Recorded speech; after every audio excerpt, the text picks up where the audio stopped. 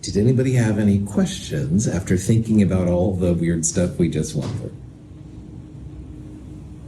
Sweet. Those of you that are in lab, the molar mass of a volatile liquid, we used a slightly different version of the ideal gas law. Or you don't have to actually. This is a way to calculate the molar mass of a gas directly. So it's basically molar mass equals GRT over PV or MRT over PV. So there's lots of different ways to do the ideal gas law. Again, this is kind of what I was pushing you towards, in the lab, but hopefully you're seeing it's a very versatile equation. It's only for gases though, all right? If you have solid zinc or liquid water, can't use any of these equations, all right? However, if you have a gas, there's lots of different things you can do with it, which is kind of cool. Now, Dalton, who also was one of the people that started some of the rules of chemistry, came up with what's called the law of partial pressures. And it's kind of something that's not too hard, but it is worth talking about. Down here in the lower right corner, there's three different gases, 300, 600, and 450 kilopascals. That's a way to measure pressure. Anyway, if you mix all of those gases together, the total pressure is literally just equal to the sum of the pressures. So if you added those three gas numbers together, that's what gets 1350. Gases mix amazingly well. And I mean, sometimes gases will react, and you don't want those to react for this particular example. But if they don't react, which is more often than not, adding up those individual pressures will just give you the total pressure. Now, why this is kind of cool is that once in a while, you'll measure a gas pressure over water. And water, as we're going to see, has like a little bit of pressure over it. So you need to take out the contribution of water to get your actual value. We'll come back to that later, but that's where Dalton's law is kind of cool. But again, if you've just got some nitrogen and some argon, you mix them together, total pressure will literally just be the sum of the individual pressures. They call these the partial pressures of gases. So the partial pressure of this gas would be the 300 number. So, all right. So this is an example of how this works out. We're taking B2H6 and adding oxygen to it, all right?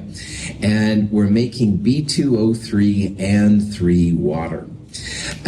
And everything is balanced, which means stoichiometrically balanced. There's no excess amounts, there's no limiting reagents, stuff like that. So here's the punchline part. The total pressure of the reactant mixture is 200 millimeters of mercury. Now remember, millimeters of mercury is one way to measure pressure. And so it says, what is the partial pressure of the reactant gases? Like, what would be the partial pressure of B2H6 and the partial pressure of oxygen? And the way to figure this part out, oops, I just turned iClicker on, sorry. The way to figure this part out is to literally look at the numbers in front of the gas. So you can see that there's like an invisible 1 in front of the B2H6 and a 3 in front of the O2. So if you could make all those gases just sit there before they react, you'd have 3 moles and 1 moles, or the equivalent, if you will, of 4 moles total. Well, if your total pressure of the reactant mixture was 200 millimeters of mercury, then what you can do is take 200, the total pressure, divided by the total moles, 4. That means that each mole of gas will be 200 divided by 4, or 50 millimeters of mercury. So what that means is that 1 out of the 4 moles of gas will be B2H6, and 3 out of the 4 moles of gas will be the O2.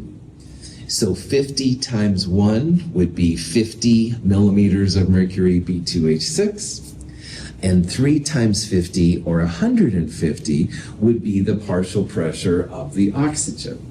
So notice here, this is another use for this all-powerful chemical equation. If these are gases, and we know the total pressure, 3 of 4 moles will be O2, so 3/4 times this is going to be the pressure of the oxygen. And 1 out of 4, 1/4 of the total pressure is going to be the B2H6. So this is another use that people sometimes have for balanced equations. The gases will lend themselves really well to these kind of relationships. So, any questions? Cool. Here's an example of when you record something over water, all right? In this example here, you're somehow creating hydrogen gas. And hydrogen gas, what oftentimes has, they'll use this tube kind of thing, and they'll go through water, and the hydrogen is collected up here, and you can measure it and all that kind of jazz. However, water, which is a real common liquid, as you know, has a little bit of gas at every pressure. So this thing right here is called a vapor pressure curve for water. And you can see how at 0 Celsius, where water should be ice, there's no pressure essentially. But as you start getting up, it starts to get more and more and more pressure. So if you want to find just the pressure of hydrogen, you need to take that total pressure and essentially subtract the water pressure from it. And tables of water pressure are very well known. There's one in our textbook. You can look up the specific temperature and find the pressure of water. You can then subtract the pressure of water to find the actual pressure of your gas. In some worlds, this is really important, so I'm just kind of pointing it out here, depending on where you go after this class.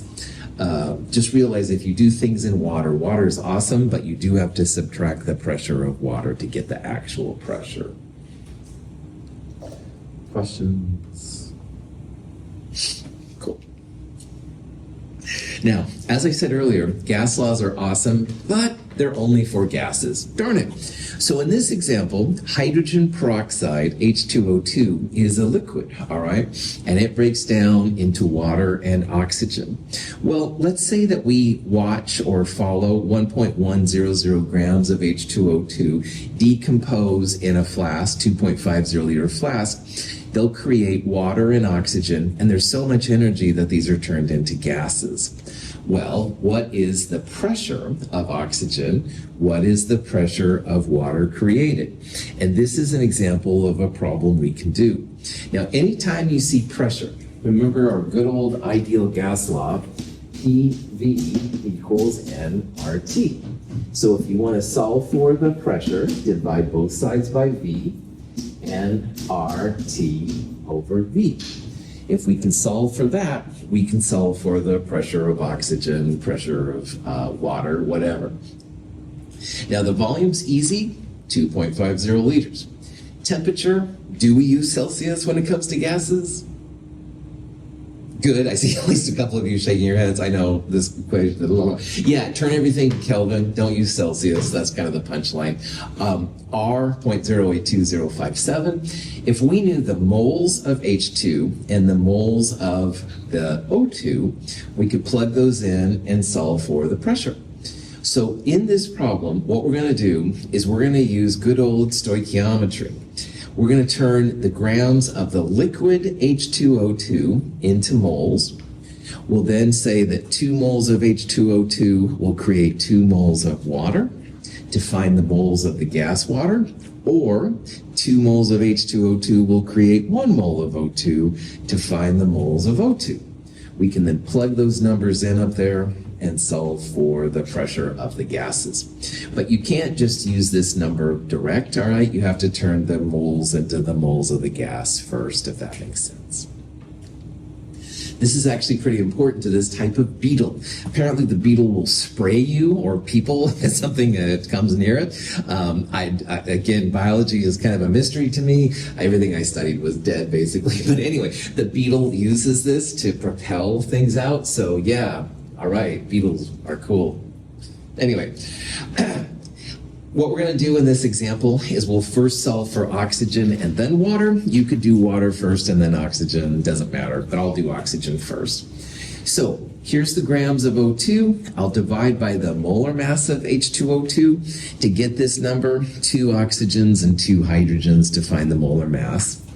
Now that gives me this many moles of the H2O2 liquid. Now I'm going to turn the liquid into either gas. I'll do oxygen first. 2 moles of H2O2 will create 1 mole of O2. So the stoichiometric factor here, 2 to 1. I'm turning one substance into another. So this is the first time I'm focusing on the equation. But anyway, this now is the moles of gas, the moles of O2. So if you have the moles of O2, you can then solve for the pressure of O2. Pressure of O2 equals moles of O2 times R times the Kelvin temperature divided by the volume. 0.158 atmospheres is the pressure of the oxygen. So liquid grams to moles of the gas. nRT over V gives you the pressure. Good to go. Questions on that? Now, it's really fun doing math. Don't throw tomatoes at me. I'm sick of math. I've been in here, your instructor's driving me crazy. I don't want to do the math for the H2O2. Oh, I might have a way to do it. Dalton's law says that 1 mole creates so much pressure, 2 moles creates twice the pressure. So if you want to solve, which this question asks for, the question of the pressure of the water, same process, moles of H2O2, 2 moles of water. For every 2 moles of H2, this number times 2, find the new pressure. But you don't really have to, because pressure is proportional to moles. If 1 mole of O2 is created, 2 moles of water will be created, 2 to 1. So all you really have to do, if you want to be lazy chemist, and I'm all over that, by the way, multiply the pressure of the O2 by 2. Because you'll have twice as many moles, the pressure will be twice as big. There's nothing wrong with going grams to moles, and then nRT over V to find the pressure. But if you understand this Dalton's law thing, sometimes you can kind of make mincemeat of these problems without going through the full thing. So this is just another tool, all right? You don't have to use it. You can absolutely go grams to moles, and then this thing. But on the other hand, if you can, of course, it's really nice. Now the total pressure would be the pressure of those two together. So we'd add 0.316 and 0.158 to get this number. But all this question really asked for was the pressure of the oxygen and the pressure of the water, all right? So that's what the total bombardier beetle thing would create this pressure. 2/3 of it would be the water and 1/3 of it would be the oxygen. That's kind of the idea here. So, yes. What's that symbol again? Between P and Oh, excellent question. Technically, it's a Greek letter alpha, but here it means proportional to. So what it's saying is that as your moles go up, your pressure goes up, and as the moles would go down, the pressure would go down. I'm glad you asked that. Sorry about that. I should have made that more clear. Yeah, that's a really good question. Things that are proportional, like one goes up, the other one goes up, and stuff like that. Yes, Leanna. I think I still might use it the other way, but really Yeah. quick, I don't know, where did you get the 0.158 atmosphere? Excellent. Back on the last example, at the very end, grams to moles of H2O2, 1 to 2 moles to oxygen, nRT over V. That's where the 0.158 number came from. So it's the pressure of the oxygen gas in this equation, okay? So that amount of H2O2 will create this amount of pressure of O2.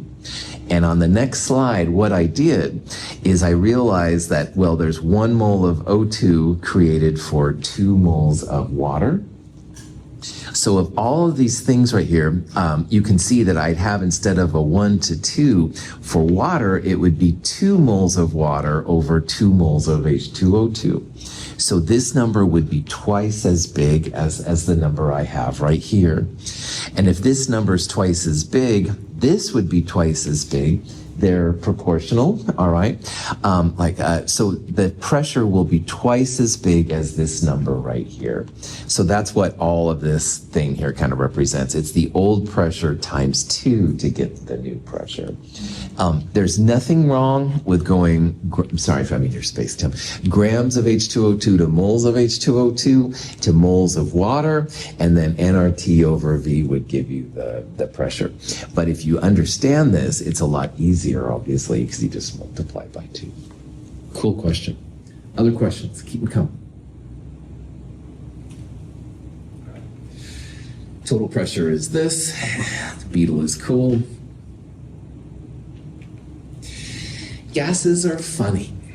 All right, they have some weird kind of properties that you wouldn't maybe not expect. And 2 of the properties of gases are called effusion and diffusion. They're both similar, but they are a little bit different. Now, diffusion is the natural mixing of gases. In Mother Nature, almost everything comes as a mixture. Like if you dig in the dirt, it's going to be a mixture of different chemicals. Gases also want to mix, and they mix very well as long as they don't react. So the diffusion is just the mixing of gases together, 2 different gases. Imagine you have 2 balloons, if you will, that are separated by a thin barrier. Eventually those gases are going to start mixing. On the other hand, effusion also happens. If you have a vacuum on one side and a gas on the other, gases are so small and permeable, they're going to find little holes. You may do your best to keep them inside, but inevitably they're going to happen. So the gases will eventually find their way over to the vacuum. At the end of the day, whenever that is, the gases will have the same amount on both sides. Diffusion is why your helium balloons, after a while, they sink, all right? Because even despite the best mylar and stuff like that they have, eventually the helium starts to get out and air starts to come in. It's the diffusion of the gases. And when the balloon has the same density of air, it just goes to the bottom and doesn't float anymore. Sad face. This guy Graham figured out this expression for how you diffuse and effuse. We're not going to use this explicitly. However, this is what it says. The speed of the gases, A and B, inversely proportional to the molar mass. All right? Now, earlier, Trinity asked about the direct relationship. Proportional. Thank you. There. Sorry. I'm glad today's my Friday. Anyway, proportional means that one goes up, the other one goes up. This is an inverse relationship. And what that means, as one goes up, the other one goes down. Is anybody here a runner? Run, walk a lot? Good. Tim, thank you. Tim, you can tell, better shape than me. I love pizza. I won't lie. But let's say that Tim and I go to the rack. Oh yeah, Tim, I'm going to take you on. Well, Tim's going to kick my ass because Tim doesn't have the mass that I have, right? And Tim is already a runner and I just fantasize about running basically. So Tim has smaller mass. He's going to be faster, inverse. I like my pizza too much, I'm going to be slower. So this is the inverse relationship. And believe it or not, Tim and I could be gases. Tim would be a small molar mass, helium, hydrogen. He's going to be really fast. They're opposites, all right? On the other hand, I'm going to be xenon, sulfur hexafluoride. Right on. Well, that's radioactive. I hope I won't be that. I have a bigger molar mass. I'm going to have a smaller speed, okay? And that's how gases roll. Heavier gases are slower. Smaller gases are faster, all right? That's what Graham's law is all about. And there's a lot of cool things we can do with this I'm going to share with you here in a little bit. Questions on everything except why I like pizza? This is a fun example. Hydrochloric acid is on the right, ammonia, NH3 on the left. We have here a U-tube, not the cool U-tube with cats, but we have two gases, and they both have a little bit of gas component. Now, check it out. 36.5 grams per mole, 17 grams per mole. 17 grams per mole, that's Tim. 36.5, a bigger number, that's me, okay? When they mix, you're going to make ammonium chloride, a white solid. Well, if everything is right, ammonia, the smaller gas, should be faster. It's going to get up here and start to go down here before the hydrochloric acid can get up here and go down there. So if all is done right here, the white ammonium chloride, the solid, will form on the HCl side. Right is HCl gas, and on the left is NH3 gas. Where the two meet, a reaction occurs producing ammonium chloride gas. The reaction occurs primarily on the right because NH3 is lighter and diffuses faster. So smaller molar mass gases are faster, bigger molar mass gases are slower. Questions?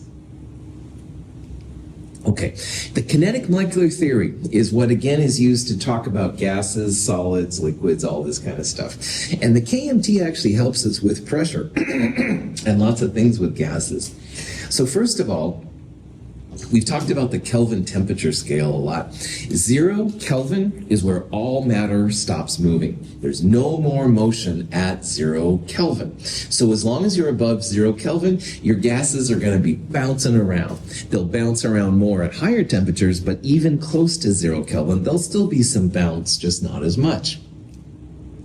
The pressure of a gas comes from them colliding with the walls. So if you have some kind of container, those gases are kind of bouncing like crazy into it. That's where the pressure comes from, all right? Gases will bounce into each other, but when they bounce, there's no kinetic energy lost in the process. Now, we're kind of dancing in physics here a little bit. An elastic collision just means that no energy is lost to friction. This is a little bit of a weird law, but it works more than it doesn't.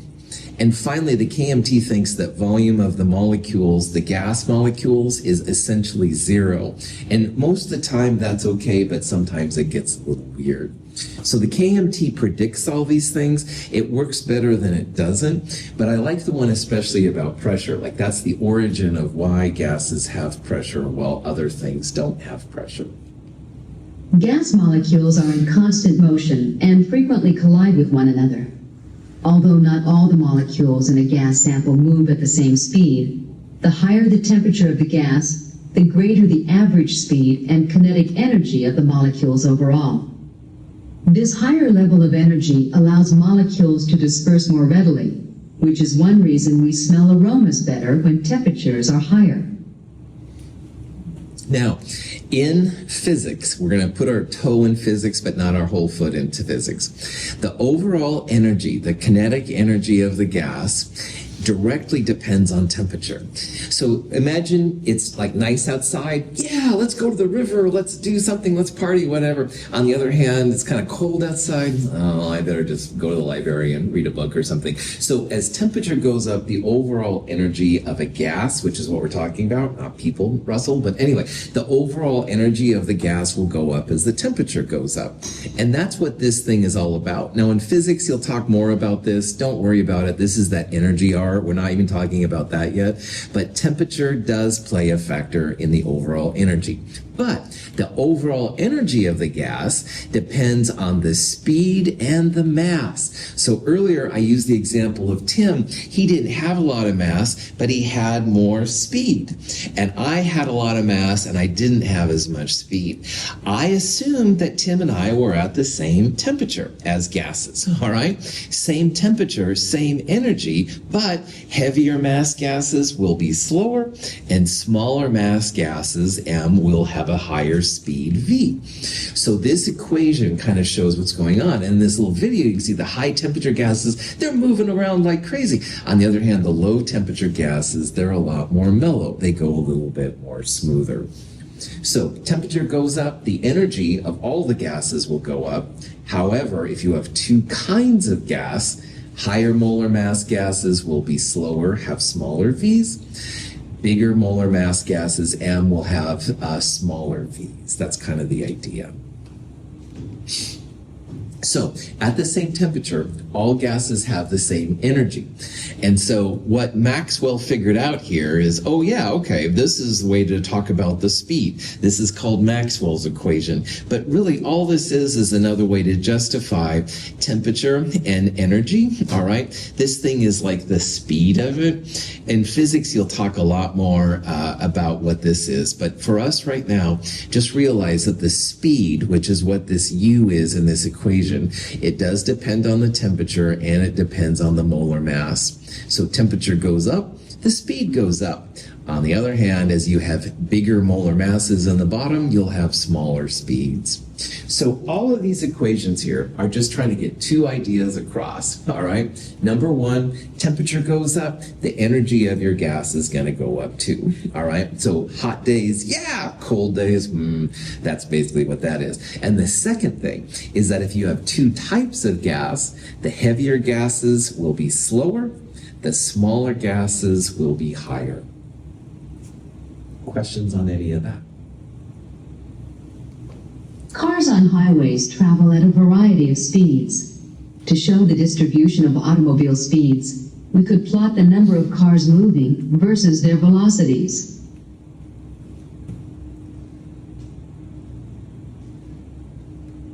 Molecules in the gas phase show the same variability of speed. Plots of molecular speed distributions are called Boltzmann plots. When I'm on the freeway, speed limit, we'll say 55 miles per hour in downtown Portland. I think I usually go about 60 miles per hour, a little bit over the speed limit, but I don't think they bother if it's 5 miles over, you never know. So I'm like 60 miles per hour, all right? But some people, man, they're like all around me. They've seen Fast and the Furious more times than I have, I don't know. But they're super, super fast drivers. I'm like, oh man. On the other hand, I once in a while get behind those classic senior citizens. I've driven 35 on this highway since I was, blah, blah, blah. So on the freeway, there's a whole bunch of speeds you're going to see, all right? And why this is relevant to what we're talking about, this is oxygen gas. And this value, the biggest value, this is the speed of oxygen gas, all right? So most oxygen gas travels on the freeway at this speed. But look, there's ones to the left, the senior citizen oxygens. There's one to the right, the people who've seen Fast and the Furious lots of times. It's a distribution of speeds, all right? Now here's nitrogen gas. It's lighter, 28 grams per mole versus 32. It is overall faster, but you've still got some that are slower than O2, but you've got some that are also faster than O2. And here's helium, the lightest molar mass of all. The average is faster, but you've got some senior citizen heliums that are slower than a lot of the oxygens. So there's a distribution of speeds. It depends on temperature. So the top one is O2 at the different temperatures. You can see the average is faster at the warmer temperature than it is at that. So just kind of keep that in mind. Sometimes you'll have some random events because you're looking at the slower part of the molecule and not the bulk of the molecule. So this leads us into this equation, and it says which of the gases should be fastest, which one should be slowest. Put them in order of increasing velocity. Velocity means speed. Here's the punchline. Speed goes up as molar mass goes down. So you want to put these in order.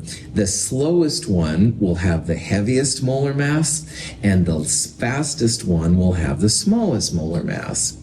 Water is about 18 grams per mole.